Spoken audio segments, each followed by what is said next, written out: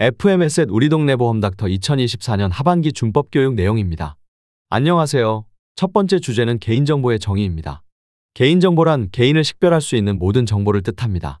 기본적으로 이름, 주민등록번호, 주소, 전화번호와 같은 직접적인 식별 정보가 포함됩니다. 그러나 특정 상황에서 다른 정보와 결합하여 개인을 식별할 수 있는 정보도 개인정보로 간주됩니다. 예를 들어 이메일 주소나 차 번호, IP 주소는 단독으로는 개인정보가 아닐 수 있지만 특정 상황에서는 쉽게 개인을 특정할 수 있습니다. 그렇기 때문에 개인정보의 개념은 매우 폭넓고 유동적입니다. 이런 정보를 다룰 때는 정보의 특성과 조합 가능성까지 고려하여 신중히 처리해야 합니다. 개인정보는 매우 다양한 종류로 나뉩니다. 여기에는 기본적인 신원정보 외에도 신체적 특징, 경제적 상황, 소득, 취미, 생활습관, 관심사 등 광범위한 정보가 포함됩니다. 특정 개인을 식별할 수 있는 다른 정보와 결합될 때 개인정보의 범위는 확장될 수 있습니다. 예를 들어 집 주소와 취미가 결합된다면 특정인을 식별할 가능성이 커집니다. 정보가 조합될수록 개인정보의 식별 가능성이 증가하기 때문에 모든 직원이 이러한 특성을 이해하고 개인정보의 유형을 정확히 분류하는 것이 중요합니다. 이번에는 전화번호 뒷 4자리 사건을 사례로 설명드리겠습니다. 한 경찰관이 신고자의 전화번호 뒷 4자리를 알려준 사건에서 법원은 이 정보가 다른 정보와 결합되어 특정 개인을 식별할 수 있다고 판단했습니다. 전화번호의 뒷자리만 제공된 것이라 개인정보가 아니라고 생각하기 쉽지만 생년월일이나 주소 같은 다른 정보와 결합되면 특정 개인을 파악할 수 있는 개인정보로 볼 수 있습니다. 결국 이 경찰관은 개인정보보호법 위반으로 형사처벌을 받았습니다. 이 사례는 어떤 정보라도 쉽게 개인정보가 될 수 있으며 결합 가능성을 고려한 보호가 필수임을 잘 보여줍니다. 주민등록번호는 매우 민감한 정보로 수집과 보관에 있어서 엄격한 법적 제약이 있습니다. 법적으로 주민등록번호는 구체적인 필요가 없는 경우 수집할 수 없으며 전자적 보관 시 반드시 암호화해야 합니다. 과거에는 일부 예외가 인정되었으나 현재는 모든 저장 매체에서 철저한 암호화가 요구됩니다. 주민등록번호를 포함한 녹취 파일이나 이미지 파일도 암호화 대상입니다. 이 조치는 주민등록번호가 불필요하게 유출되는 것을 방지하기 위한 강력한 보호 장치로서 모든 보관 장소와 방식에 적용됩니다. 각 기관에서는 암호화가 누락되지 않도록 정기적으로 점검하고 개선할 필요가 있습니다. 보험사의 모집 업무 수탁자, 즉 설계사나 대리점은 고객의 개인정보를 취급하기 때문에 개인정보 관리 의무가 철저히 적용됩니다.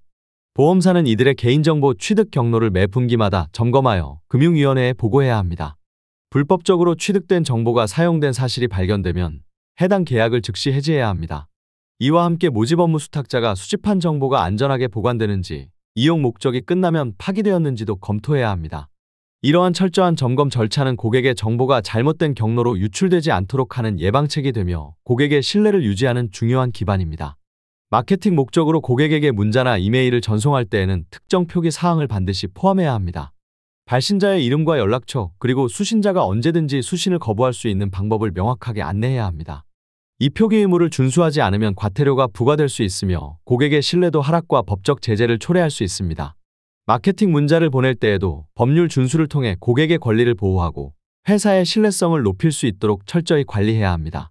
개인 신용정보를 처리할 때는 항상 주의를 기울여야 합니다. 특히 업무 목적 이외의 정보 사용은 엄격히 금지되며 이를 위반할 경우 법적 책임을 질 수 있습니다. 고객의 동의 없이는 정보 활용이 불가하고 정보의 활용 목적과 범위를 명확히 해야 합니다. 고객 정보는 적법한 용도로만 사용되고 수집 목적을 벗어난 정보 이용은 제재를 받을 수 있습니다. 신용정보는 민감도가 높은 정보이기 때문에 법적 기준을 항상 충족하며 안전하게 처리해야 합니다. 보험 업무에서는 다양한 유형의 동의 절차가 있으며 필수와 선택 동의로 구분됩니다. 필수 동의는 고객정보 관리와 계약 체결, 보험금 청구에 관련된 동의로 이는 보험 계약을 유지하기 위해 반드시 필요한 동의입니다.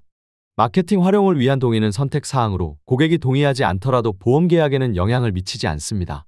만 14세 미만 아동의 경우 법정 대리인의 동의가 필요하며 이 기준은 민법을 준수하여야 합니다. 고객의 권리와 보호를 우선시하는 동의 절차를 정확하게 숙지하는 것이 중요합니다. 마케팅 목적으로 고객에게 연락을 취할 때는 반드시 고객의 마케팅 동의를 미리 받아야 합니다. 마케팅 활동은 계약 체결에 필수적이지 않으며 동의를 거부하더라도 고객에게 불이익이 없음을 안내해야 합니다. 또한 고객은 언제든지 마케팅 활동에 대한 연락 중지를 요청할 수 있습니다. 고객이 선택적으로 마케팅 활동을 거부할 권리를 갖도록 하는 것은 고객 중심의 서비스를 제공하는 데 필수적입니다. 보험계약의 상담, 가입 설계, 보험료 산출 등의 업무를 위해서는 고객의 사전 동의가 필요합니다. 특히 민감한 질병 정보나 고유 식별 정보는 일반적인 개인정보와는 달리 추가적인 동의를 받아야 합니다. 고객의 정보를 안전하게 활용하기 위해 각 동의가 유효 기간 내에서 이루어지도록 관리해야 하며 민감 정보는 추가적인 보안 조치를 통해 보호됩니다. 보험 계약의 체결, 인수심사, 유지관리, 보험금 지급 및 민원 처리를 위해서는 고객의 개인 신용정보 활용에 대한 동의가 필수입니다. 이러한 동의가 없으면 계약 체결이나 보험금 지급이 불가능하므로 고객의 동의를 철저히 확인해야 합니다. 계약 종료 후에도 일정 기간 동안 보유할 수 있으며 보유 기간을 엄격히 관리해야 합니다. 동의서를 작성할 때에는 모든 동의 값을 빠짐없이 확인하고 고객의 성명과 서명, 동의 날짜가 누락되지 않도록 주의해야 합니다. 특히 만 14세 미만의 아동에 대한 동의는 법정 대리인의 서명이 필요하며 동의서의 모든 항목이 법적으로 유효하도록 작성해야 합니다. 동의서는 고객과 회사 모두에게 중요한 법적 효력을 갖습니다. 신분증 사본을 수집할 때는 지문이나 불필요한 민감 정보는 포함하지 않도록 해야 합니다. 신분증 사본은 보험사에 안전하게 전달되어야 하며 불필요한 정보가 포함되지 않도록 철저히 관리되어야 합니다. 예를 들어 신분증 뒷면에 지문 정보가 포함되지 않도록 사전에 점검하는 것이 좋습니다. 고객 정보를 포함한 서류를 수집할 때에는 계약자 본인의 정보만 남기고 가족 정보와 같이 불필요한 정보는 삭제해야 합니다. 예를 들어 주민등록등본에서 계약자 본인을 제외한 다른 가족의 주민등록번호는 검게 처리하는 등 알아볼 수 없게 한 후 보관하는 것이 좋습니다.